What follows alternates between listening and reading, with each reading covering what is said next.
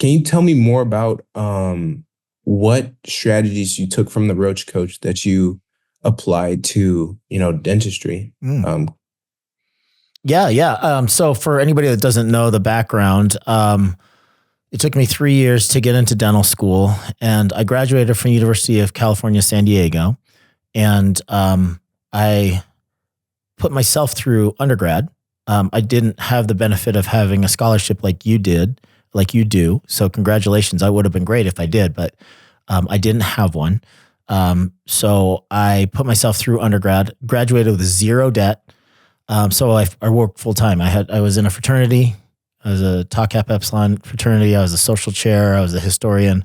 So I was very active in my fraternity. I also worked full time. So I worked 40 hours a week minimum, still doing my very best to apply to schools. Wasn't getting into any schools. So I stumbled across this opportunity from one of the people that was one of my personal training clients. He owned a large company where they franchised out these trucks, and these trucks were catering trucks. And what they would do is that the franchisor would basically lease you a route and lease you a truck, and you were in charge of all of, stocking it for all of your employees, but you would pay them basically to give you 10 or 12 stops. Right. So they had a salesperson that would go out to construction sites and to schools that didn't have cafeterias, or, certain office complexes that didn't have cafeterias. And you would just drive your truck up there like a glorified ice cream man, honk the horn, flip up the door. I had a cook that was in the back cooking up, carne asada burritos and cheeseburgers. And I would sell Twinkies and black coffee, Marlboro Lights and cheeseburgers and carne asada burritos. And that's how I made a living. That's what this whole business model was. It was very, very cool because I learned so much about entrepreneurship. And it's interesting because my sons, I have a 21-year-old that's at San Diego State University, and I have an 18-year-old that wants to be a contractor here in town. So they're very interested in business, and there's only so much I can teach them about business, and they don't learn anything in formal business classes. Let me just tell you that.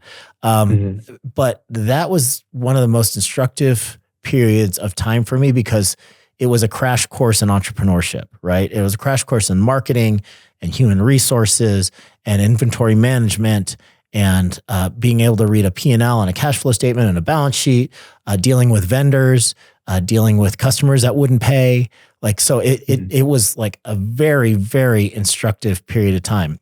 It was a profitable business, nothing compared to a dental practice, but it got me to really understand how money flows through a business, which I think helped me so much in dental practice ownership. It was a good primer to dental practice ownership.